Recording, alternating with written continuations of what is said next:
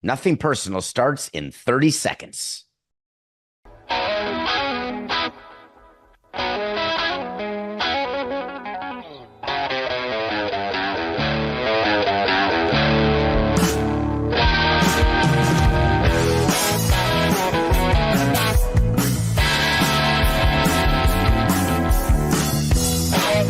It's just business.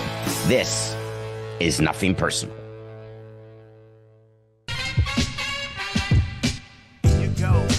Here you go.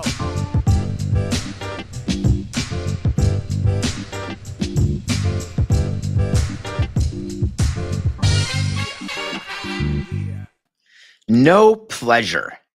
That's the Nothing Personal word of the day. It is Wednesday, April 9th, 2025. And it is with no pleasure that we come to you live at 8 a.m. on the Nothing Personal with David Samson YouTube channel on the DraftKings Network. You know I'm kidding. It's with total pleasure. Love when people say that. It is with no pleasure that I fire you. The Denver Nuggets dropped a second-generation incarnation of a Woj bomb through Shams with 3 games left in the regular season that they were firing their coach, Mike Malone. The Denver Nuggets also fired their general manager with 3 games left in the season. The Denver Nuggets are 47-32. The Denver Nuggets are only a few years removed from a championship. The Denver Nuggets announced through their vice chairman, Josh Kroenke, the son of owner Stan Kroenke, that it is, wait for it, and this is a quote, a 4-paragraph statement when you do something that has never been done except once with a crappy team who fired the legendary Hall of Famer Atlanta Hawks fired Hubie Brown 45 years ago. A statement. It is with no pleasure that we announce that we have relieved Michael Malone of his head coaching duties effective immediately. I always like that in the statement. You have to say effective immediately because otherwise we may think it's effective the day after yesterday, possibly 2 games from now if they lose one of the next 2. But when you put effective immediately, it means right then and there. Very important. No pleasure. All of the press releases I've done firing people, all of the times that I've let people go for whatever reason, why would you say it's with no pleasure? Do you do it with pleasure? Maybe years later on the Levitard show, you say, ooh, that felt good. We really wanted to get that done. But in a statement when you're actually running the team, they then announced that David Edelman, the son of the great Rick Edelman, will be the head coach. That's great. But then we get to the bottom of why the Denver Nuggets made this move out of the clear blue sky. Or was it? Let's look for some Easter eggs, some kernels, some Dan Issels.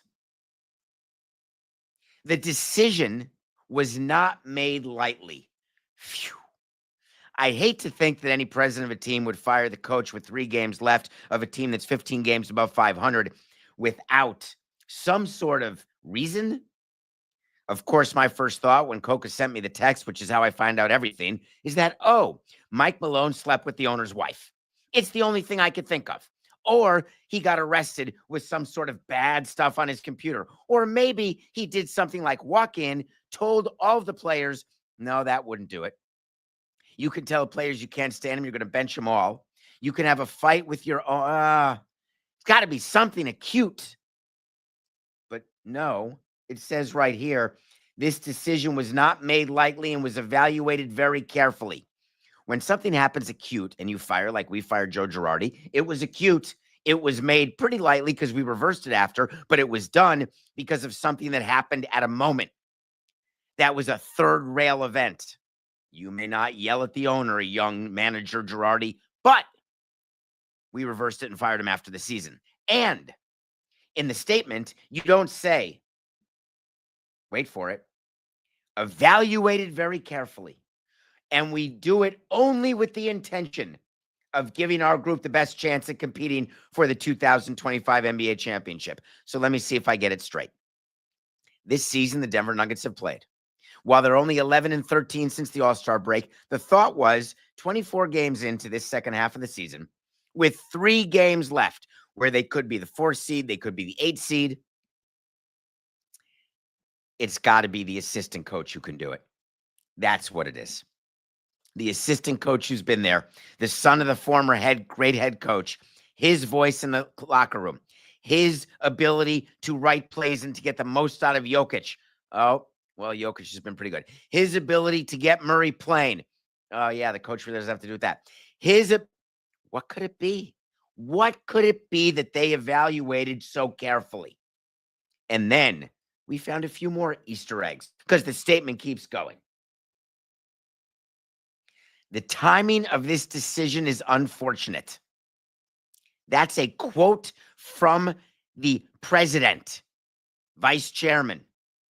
Do you know when you're in charge of a team that you're in charge of timing? Do you know what's unfortunate timing? An accident. Do you know what's unfortunate timing? Things that you can't control that you then say, wow, that's unfortunate timing.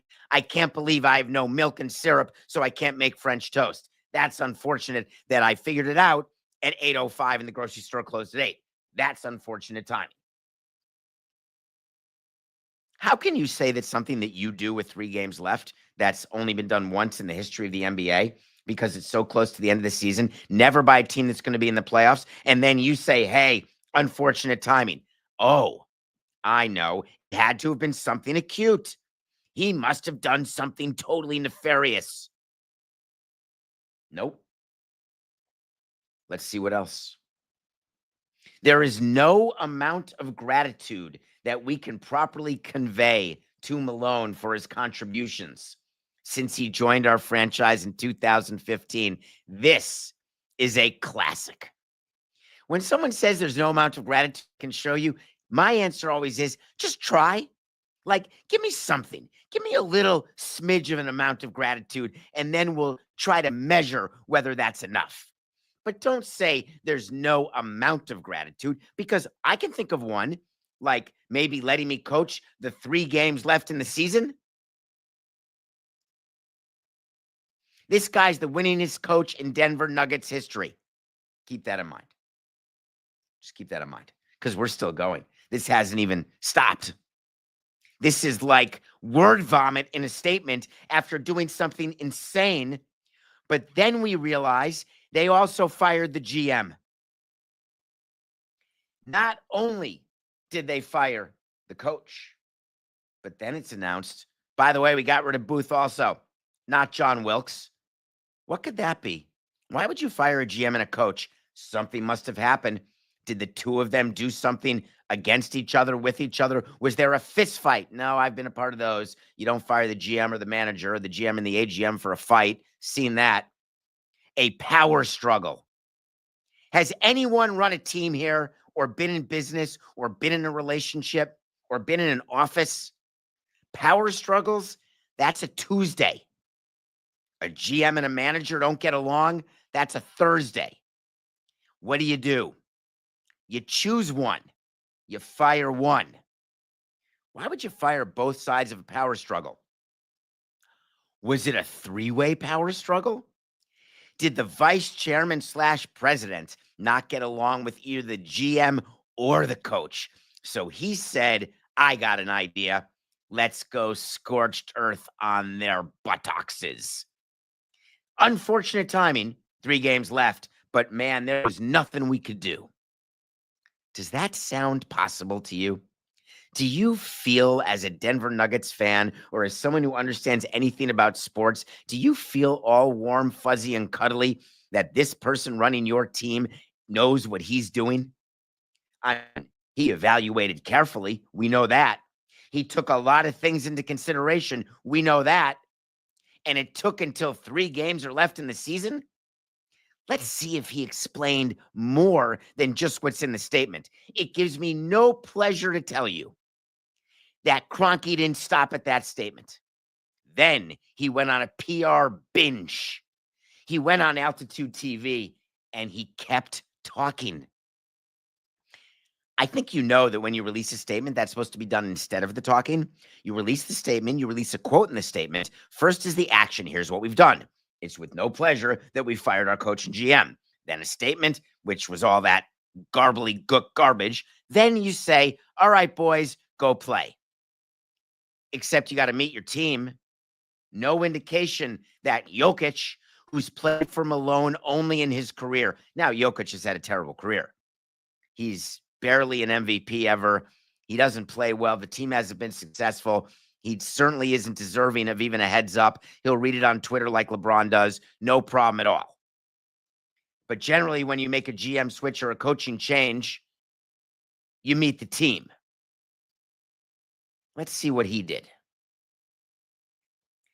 He goes on TV and says, this is still the vice chairman of the team, the son of the owner. And believe me, I get no pleasure in criticizing the son of an owner. There were certain trends that were very worrisome to me at different points in time. Do you mean before there were 3 games left in the season? Are you talking about the trend of going 11-13? Are you talking about the power struggle between the GM and the coach that's existed for a super long time? And are you telling me that you dithered around so long that it just happened that right now, after losing 4 games in a row, worried about the 4 and 8 seed, thinking, oh, I know what to do. I'm going to go full John Morant. That was John Morant's grenade toss. Way to go, Ja. Is that what you do? You put that into the locker room? You fire them both? Good luck, David? Edelman. Certain trends, Kroenke said. What else? The trends would get masked by wins.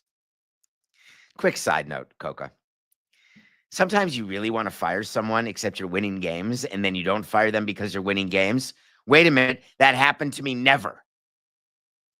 Fired a manager of the year for crying out loud. When there's a power struggle, you have to solve it, not with 3 games left when you're about to make the playoffs. If you're the number 17 seed, have at it. Then you're getting ready for next year. No one cares. But don't you dare tell me that you're making a move to make it better for the 2025 NBA playoffs, and you make a move with 3 games left? What if Jokic and Murray hated Mike Malone, despised the GM booth? I've said that 3 times. I want to say his first name's Calvin, but I'm forgetting because I have no script. I barely have a camera. Thank you, Coca. It's Calvin. I hear you. That's working. Do you think that's it? Do you think Jokic, think he knocked on Josh's door? Josh, do me a favor. Can we evaluate our GM and our coach? Because we got to make a change. If you want to win in 25, I'm telling you it's the best thing. Do me a favor. I'll stand up there right next to you. And I endorse our assistant coach who has a totally different idea. When he enters the head coach's room, when he's the one standing up and pacing the sideline instead of sitting in the first chair, that is going to make me play harder and make me see passing lanes better. And it's going to get everyone healthy and playing on the same page. And we won't be 11-13 over our last 24. We're going to make a run. Boom, to the moon, Jackie. Yeah, that happens a lot. So he's still on TV. And he says, he's still talking on TV. This is still the GM, the vice chairman, excuse me. I think there's more to the team than has been accomplished so far. How much more is in that group, he said. I don't think that I know the answer to that. Hallelujah. You just spoke on TV and sounded like an idiot. I don't mean to be mean. It's nothing personal. I don't know you, Josh, but I just have a suggestion for you when you meet with your PR team next. When you say that you've evaluated things carefully, and I'm quoting you every time, when you say you took no pleasure in making this decision, when you say that there were trends that you were seeing, and when you say there's more for this team to do, you're doing great. But why would you then say, I don't think that I know the answer to that? What you're supposed to say is, I've got the answer to that. The answer to our prayers to win another title, which we just won, I grant you, but to win the next title is to make this change right now and get rid of the GM, get rid of the coach, and we're starting now. Way to go, guys. You got 4 games. Good luck in Sacramento. In conclusion, I'm happy for David Edelman. I'm happy he gets a chance to coach. And I say that because everybody who's the son of somebody should have a chance to do something on their own. Then I say, I hope it works because I love Jokic. I love the Denver Nuggets. I feel so badly for that entire organization because when you have an owner who is impetuous, when you have an owner who is so out of touch with what's going on inside a locker room and how to get the most out of players, that you make a move like this, you're doomed to fail. Because now, who do you blame when the Nuggets don't make it to the finals or win the championship? You blame Edelman? No. You blame Booth? Gone. Malone? No. I don't think the Nuggets have any chance to beat the Lakers at all if they play them in the playoffs. I was watching last night. I don't know if you saw what the Lakers did. I thought that there was a chance that we were looking potentially maybe at a Western Conference Finals series, Lakers, Thunder. I'm looking at Luka, and I'm thinking about Luka. Love Luka. I'm thinking about what is in his mind. Players will tell you they very much focus on today's game. They're not thinking about tomorrow. I'm not buying it with Luka. They're about to go to Dallas and play in Dallas. It's going to be crazy emotional. It's going to be strange. There's going to be signs. There's going to be cheering. I wonder whether Nico's going to go to the game. I wonder what Cuban's going to do. There's going to be a hug. Is there no hug? A big hug? Cuban will be at the game with no authority whatsoever, probably with a wristband. What happened last night to the Lakers, though, is beyond bizarre. Luka is a hothead. I think we know that. Very emotional. He's a whiner. The referees don't like Luka. That is a known fact. Shockingly, there's another player, great player, LeBron James, not a huge fan. Referees. He complains about every call, wants every call. Jordan was like that too. In awe of talent, but recognizing, dude, stop whining to me. So Luka's got this reputation. He had a technical foul called against him in the game yesterday. And then something weird happened. Luka hit a shot. He looked over to the crowd and did what players have done to me as a Nick Heckler over the years. It was like a Reggie Miller to Spike Lee. It was, dude, up yours. Up your nose with the rubber hose, Ron Palillo. God, that's an old reference. Sheldon, anybody. Welcome back, Cotter. So Luka gestures, gesticulates orally. And there happens to be a referee right there. Not the crew chief, who was the veteran Tony Brothers, but a younger referee. And do you know what JT Orr did to Luka? He teched him up. Boom. Technical foul. Second of the game. Ejected. Thunder go on a run. The Lakers have the lead at that time, and the Thunder go on like a 29-12 run and crush the Lakers. Luka looks at the referee and says, I wasn't talking to you. I was talking to the fan. Happens to be the same fan when you go and look, and I'm not about to lose any sort of monetization by showing you the game clip. If you're listening to this, I say go find the clip of Luka Doncic. If you're on YouTube, just trust me. You can keep looking at my nice threads. Just trust me. Luka was talking to a fan who is a courtside regular in OKC, who Luka's had some history with because this guy likes to be involved. A man after my own heart.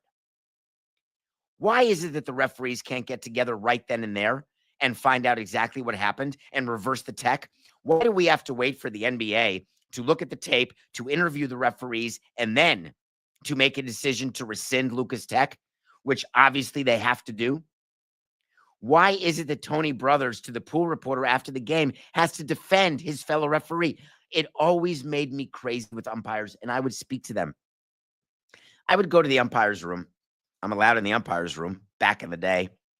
Talk to the umpires before the game, make sure they're doing okay. Don't talk to them really on the field, but in their locker room, in the tunnel, I'll talk to them. One of the questions I often would talk about, and I would take a poll. Hey, I'm just taking a poll here. When you know that one of your teammates, because they're a traveling crew, they're a team. The NBA doesn't have that. You work with all different referees, but you end up working with all of them. If you know what call is wrong, why do you have to wait for a challenge? Or before challenge was even used, I would say, why do you have to wait at all? Why don't you have the meeting and then just acknowledge, yeah, human, got it wrong, but we got this right. That's all the fans want. That's all the executives want. That's all the players want. We want the right result. We understand human error. But the purpose of having a crew is that the crew gets together, puts their heads together, and forms more than a rock pile. It doesn't take a genius to know what Luka was doing. You cannot penalize Luka for what he's been, for what he does. You have to evaluate what he is doing at that moment.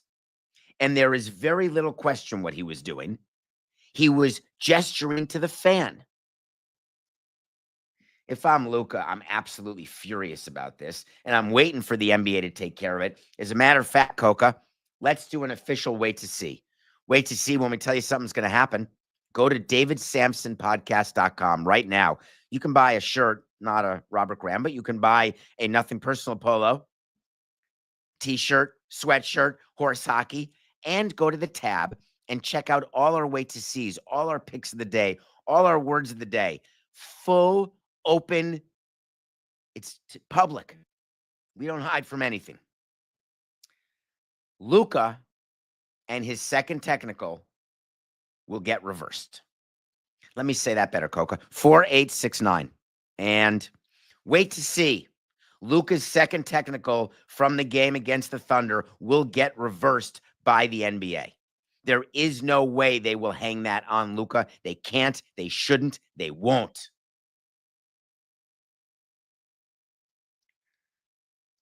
There's really no way to transition to the next story.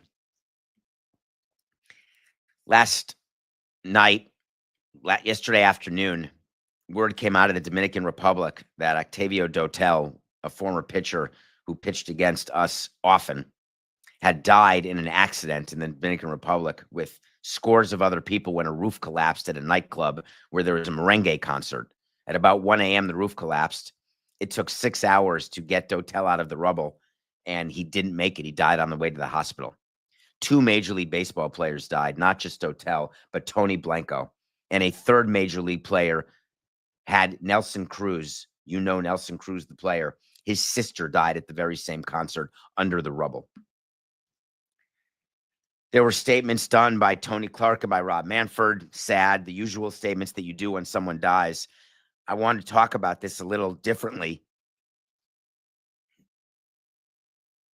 I want to make sure that I'm respectful to the families. It is an absolute tragedy, and it's a nightmare. I used to worry every single offseason when we had players go back home to the Dominican Republic. You've seen examples of players dying in car crashes. We had very simple rules for our scouts and for us, for me, when I went to the Dominican Republic. There's no driving at night. You only leave your hotel with security. We ask our players to have security. We ask for their homes to have security. Vladimir Guerrero, the father of the newly minted $500 million player, Vladimir Guerrero would stay in the Dominican, and we would beg and plead him to be careful. Hanley Ramirez would go back. Tons of players. It's their home. They want to go home. The thing about the Dominican Republic is that while it is a breeding ground for baseball players, and it's really incredible when you're there and you see how many people are playing baseball and the way they're playing with no shoes and with no glove, and how they learn to be such good fielders and how they learn to hit, the lack of equipment. When you see the investment that Major League Baseball teams have made to have what we call international academies in the Dominican Republic, teams announce to you how much money they're spending. We spend $5 million building an academy. I was part of that. When you build stuff in the Dominican Republic, it is not exactly like the United States. The permitting process, quite different. The standards required, quite different. Building the Dominican Republic makes Surfside look like the sturdiest building ever to be built. That's for the 30% of people who have been down to Florida who watch this show. The reality is that we're aware of what we're doing in the Dominican. We're aware of the risks of what we're doing, but we keep going because we want players. We're all about finding the player, keeping the player, hiding the player, getting the player to play for us for 6 years before free agency, finding a Miguel Cabrera, Venezuela, finding the Vladimir Dominican, Albert Pujols, whoever it is you're finding.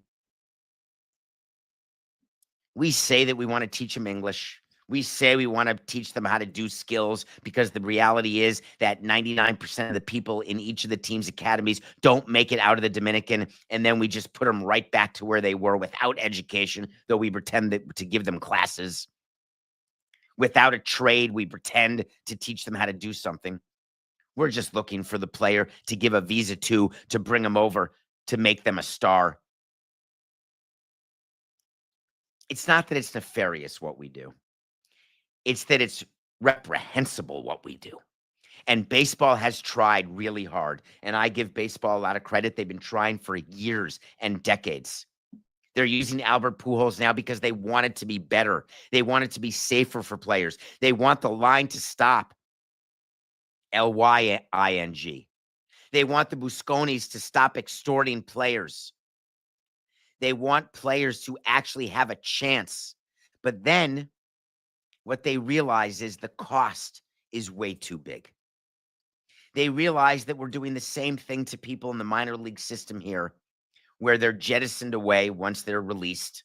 And then we have them on their own doing whatever they want, even though they're part of a union. Once they're released, they're not part of the union anymore. And believe me, they haven't vested into anything. It is a harsh reality, the way sports is, because sports is business. No, we're not done with the show. We still have 24 minutes, 23. But the business of sports requires hard decisions. It requires that you allocate your resources in certain ways, no matter what you say publicly, no matter how many press conferences we have standing in the Dominican, so proud of the academy that we've rented or built or partnered with. So proud of the international free agents we've signed. 400 grand to that guy, $1.5 million to this guy. Marlins fans, do you remember Victor Mesa? Now it's Victor Mesa Jr., who is the Busconi throw-in that signing, who's now a prospect. Victor Mesa, bye-bye. That's a Tuesday. It happens every day. It happens every year with every team. It's not unique to the Marlins or the Dodgers or the Yankees or the Guardians. It's not unique to any developmental league. You're looking for the people who can help you at the professional level because that's what you care about. The reality is the Dominican Republic is dangerous. The building codes are not sufficient, and we don't care. Now, baseball will come out. The families will come out. The government will come out, and they'll all say the same thing. What a tragedy. How sad. The real tragedy is how avoidable. The reason why these things happen is because there aren't inspectors going around and making sure that everything's good. As a matter of fact, there are people who went to this nightclub where the concert was who may reportedly have seen cracks in the roof to start with. But man, the show goes on. It's the Dominican Republic. That's where we party.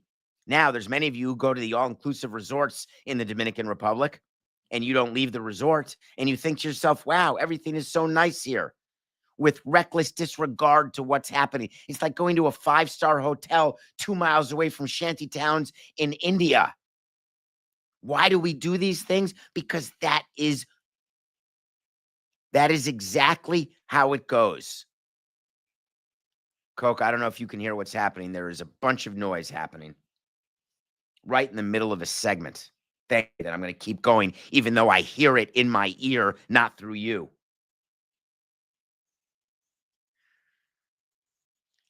I'm going to go to break here and say to the family of Octavio Dotel and to Nelson Cruz directly, who obviously I've come across, and to Tony Blanco, and to the other people impacted by this tragedy, of which there are scores. They're saying 79 people got killed.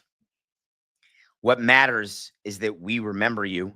What matters is that changes are made so mistakes and accidents like this can be avoided if possible. And the best way to avoid it is by having the infrastructure and the ability to pay for the infrastructure. And for all of the money that's invested by foreign companies, including baseball teams, we don't have the capacity. We don't have the bandwidth to take care of the infrastructure outside of our academies. And even with the academies, we'll cut corners if we can in order to have more money for players, but to have it look shiny. I say to you all, let's make it so you didn't die in vain. Let's make it so your memory lasts and changes are made so this tragedy can be avoided going forward. Rest in peace. When we come back, we're going to review a movie on another subject. What a downer at the moment. I sort of felt grumpy going into the show. And then we're going to talk about our pick of the day because it was Corbin Day. We'll do that after the break.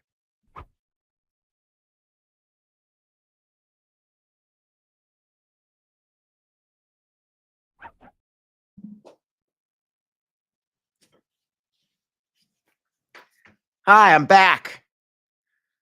I bet if you're listening to this, you have no idea what just happened. But if you're watching, you know what happened. What happened was there was a headset plugged in that was making noise and distracting me. Now it's done. I think I may have ruined the shot, done anything. Sorry, Coca. I watched a movie last night. Was a bad night, Coca. It was another night of no sleep. It was not because of noise outside the hotel. It was just that kind of day that I had too much to do and I couldn't get myself relaxed. And so I didn't sleep. I watched a movie called October 8th. I'm going to give a suggestion to watch this movie, but I'm also going to give a suggestion not to watch it in the middle of the night. It's not a horror movie. It's a movie about the day after the attacks. Today after Hamas changed the lives of so many, took hostages, killed people at a music festival. It's the day after Hamas decided that they were going to make a change in what the status quo was in the Middle East, and they were going to decide to start a war that they knew they couldn't finish. October 7th was a day that Jewish people, and frankly, if you're not Jewish, you shouldn't forget either. October 8th is a movie that Deborah Messing decided. Deborah Messing, you may know her from Will and Grace. I know her from Hank Azaria's movie and Ben Stiller called Along Came Polly. Deborah Messing decided, as a Jewish actor, to put a movie together to try to make sense of the day after, to try to make sense of the anti-Semitism, to try to make sense of the silence that existed in Hollywood and around the country with the absolute genocide that was attempted by Hamas. Why everybody stands up and has a cause, whether it's Black Lives Matter, whether it's Trans Lives Matter, Asian Lives Matter, David's life matters, whatever lives matter. You know what my saying was, and I couldn't say it because, oh, you're David Samson. You can't say that all lives have to matter. People, I guess, don't know my philosophy, which I'll say time and time again. What's wrong with live and let live? This movie asks questions that you have to answer. And in the movie, there is no answer. And what is so mind-blowing about this wonderful documentary is, can you imagine living in a society where the questions that are asked about what was done to the Jewish people, the absolute violence against women, against children, the taking of hostages, why is it that now it's become the in thing to hold the Palestinian flag and say, F you, Israel, free Palestine? Why it's okay to have anti-Semitism on college campuses so my son is scared at a college?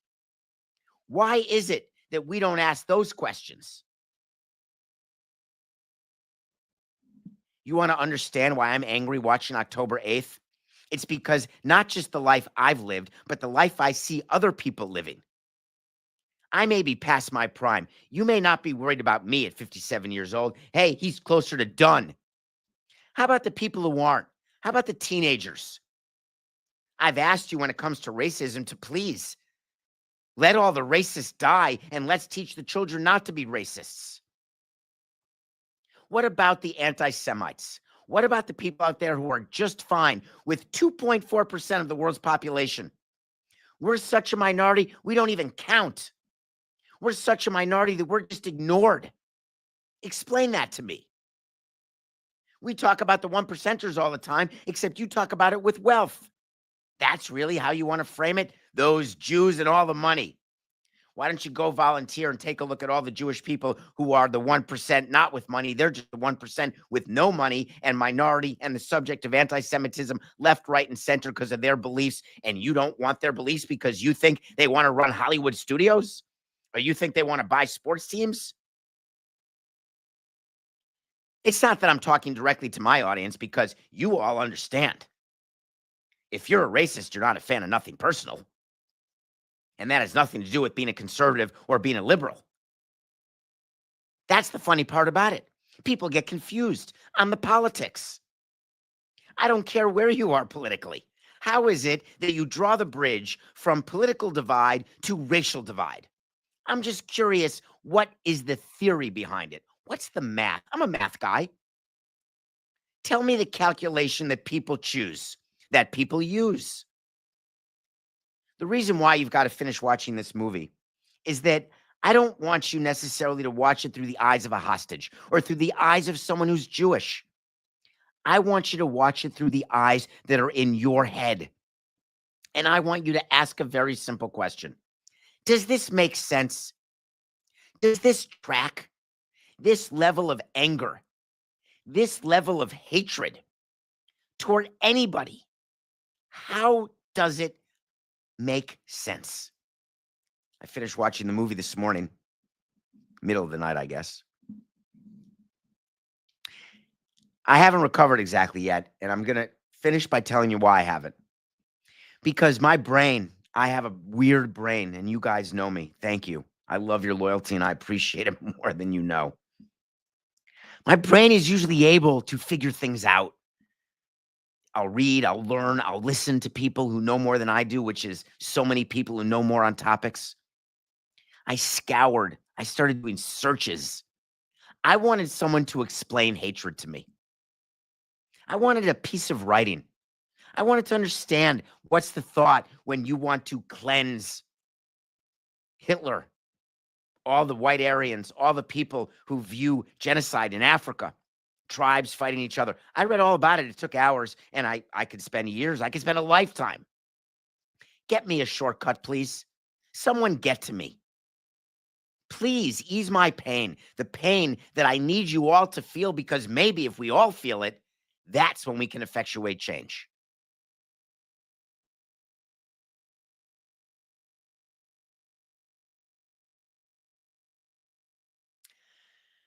Patrick Corbin stinks. He just does. I'm sorry. Now, it's easier to stink at a couple mil. Coco, what does Patrick Corbin make? Did he get a contract from the Rangers? Was it like $1.5 million with, my guess is, incentives? Start 20 games, make like 50 grand to start, 100 grand to start, something like that. That's what I would sign him to. Coming off his big, terrible deal with the Washington Nationals. He's only starting with the Rangers because of all the injuries they're having. Well, Corbin Day is going to continue, and the Cubs, who are a really good team this year, good luck, Greg. We got to win. We're 35-40. I'm very pleased with that. We're climbing out of our hole. For our pick tonight, I want to go to the association. And you may think, after what we talked about with the pleasurable firing of Mike Malone and the non-pleasurable firing of Calvin Booth and the insanity of what that was, that the Nuggets are going to Sacramento, and you may be saying, David, I know your pick. You're taking the home team, Sacramento Kings, to crush the Denver Nuggets, who are going to be absolutely drowning in the insane PR and the insane media that they're going to have to deal with. And then you'd say, I know you. I know you. We're taking the Nuggets -4.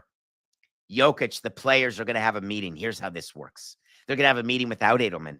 They're going to have a players-only meeting. They may not publicize it. They're going to get together inside that locker room before the game, and they're going to say, listen, we're working for an absolute doofus. Let's do our best for David, but you know what? And I don't mean Samson with this pick of the day. I'm talking about Edelman. But let's get together as a group. Let's show everybody who we are. And then let's go crush the Kings and go on a run. F them all. That's what the Nuggets are going to say inside their closed door meeting, players only. We're taking the Nuggets -4. To be the face of baseball, you got to draw fans. Can we agree with that? Can we agree that when I tell you, when I give you math on nothing personal, and I tell you that there is not a player who pays for himself. I told you that when Jose Fernandez would pitch, we would get an increase in attendance, a good bump, but that bump would not in any way pay for a premium of his salary. We once had a game with Dontrell Willis against Randy Johnson. Go look it up. I don't remember the year, Coca. It would either be 03 is my guess. We drew a huge crowd. It was fantastic. I could say that Barry Bonds may have been a needle mover, pusher, mover, whatever you want to say. I really needed baseball to tell you that Paul Skenes was going to be that guy. And they have. Paul Skenes came out. We've talked about him this year. We've told you he wants to be the face of baseball on and off the field. He wants to embrace the difficulty of having that role. And I told you, I have an idea, Paul. You want to be the face of baseball? Fantastic. You're coming off a Rookie of the Year. Loving it. Here's what you got to do. Win games. Go out there and win the Cy Young. Be a finalist for the Cy Young for a second year in a row. Be the best. When you're the best, then you can be the face of the game. Paul Skenes lost last night. He lost to the Cardinals, but that's not the interesting part. Paul Skenes lost in front of a crowd in Pittsburgh of under 9,000 people. People are going to say it's Bob Nutting. It's the owner. I'm going to tell you the reality is it's a lack of season tickets. Paul Skenes or not, the season ticket base in Pittsburgh is probably under 4,000. The union and the league know exactly the full season ticket number for every team. They get that information. There's no line about it. There's no hiding from it. We would tell you that we had more season tickets publicly, but the league and the union knew exactly how many season tickets we sold. A season ticket is a full season equivalent. If you buy a 10-game package, that's not a full season ticket. I got to find 8 of you to buy a 10-game package, and then I can call it one full season equivalent. So when I tell you that there's under 4,000 full season equivalents, there may be more than 4,000 people who say, hey, I've got season tickets, but that's not the nomenclature that you should think about and focus on. Full season equivalents. That's what it is. 240s, 1 FSC. 180, 1 FSC. 420s, 1 FSC. You getting the math? When you have a crowd of 9,000, a crowd is made up of season ticket holders, full season equivalents. Then it's made up of partial season ticket holders who choose that game. Then it's made up of group sales who in advance buy that game without knowing the pitching matchup. Then it's made up of what we call day of game sales. But what it really is people who buy that one game by themselves when they see the starting pitching matchup. And you can imagine why we want starters to go deeper into games, why we announce starting pitchers. It's not just for gambling purposes. We do it because we want to give people notice, hey, I'm going to go to one game this homestand. I'm going to go to the game with our best pitcher pitching. The Pittsburgh Pirates on a Tuesday night drew under 9,000 people to watch Paul Skenes. Could Bob Nutting have done a better job with Roberto Clemente and with selling season tickets? Let's just say yes. Could he have signed more players? Let's just say no. They don't have the ability. They don't have the revenue.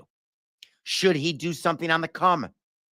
Hey, sign a bunch of players, increase your payroll, and then wait for people to come. Try that.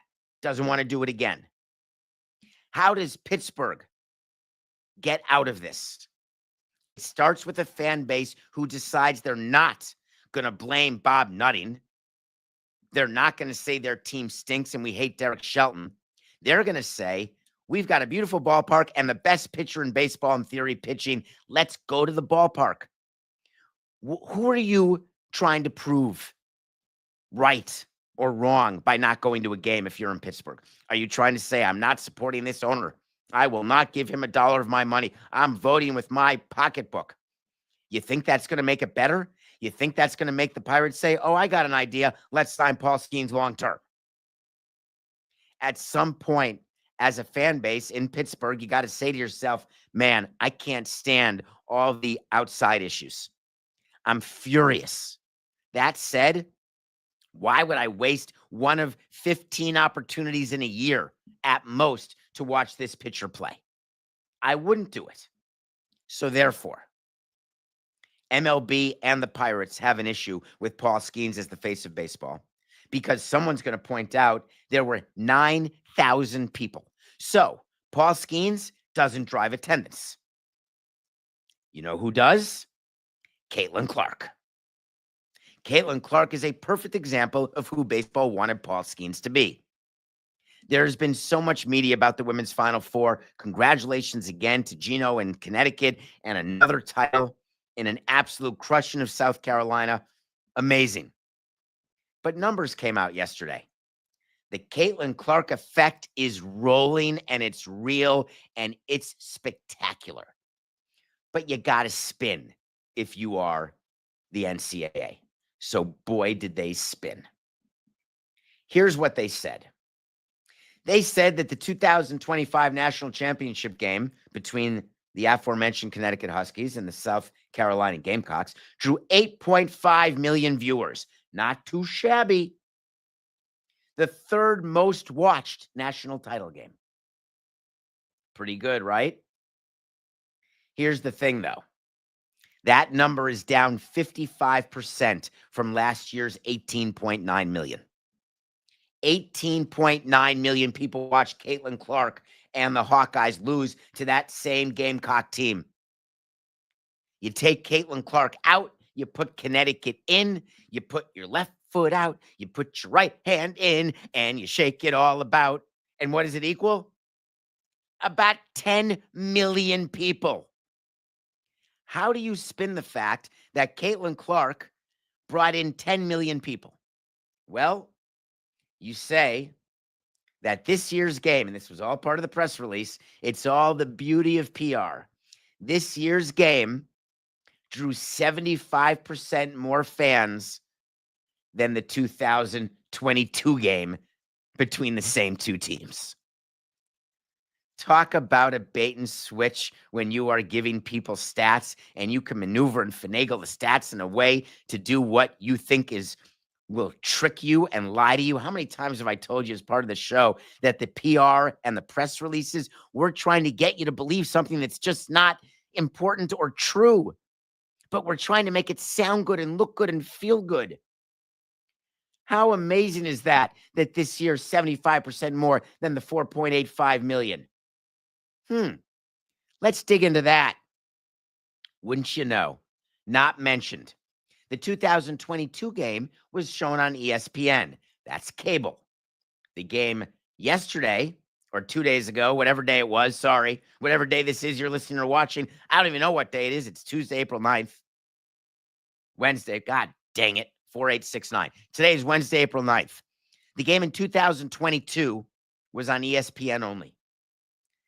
The final game this year was on ABC. Anything that's on ABC will get more viewers than something that's on cable. ESPN, remember the shrinking platform? ABC, remember the over-the-air that you can get anywhere because it is not behind a paywall. It's not cable. You don't need a subscription. You need a little bunny ear. But yet we get to announce, I say we, it's really they get to announce 75% greater than the ESPN game. NSS, baby, obviously. I think it's high time that we recognized what sort of impact Caitlin Clark has had. And when you talk about whether it's the WNBA trying to get their own TV deal outside of the NBA, when you talk about women's basketball tournament and NCAA trying to get their own deal outside of the men's basketball tournament, and you try to use Caitlin Clark's numbers as your North Star, the buyers are not that stupid. They understand exactly what's happening, exactly the unicorn that was Caitlin Clark. And it's what all sports are trying to find. It's the next unicorn, whether it's Paul Skenes, which we now realize it's not, whoever it may be. Because when you go to a broadcaster, when you look in their eye and you ask for money and you show numbers, you want to be able to say to them, hey, pay me. It's just business. And then they say, I don't think so, but it's nothing personal.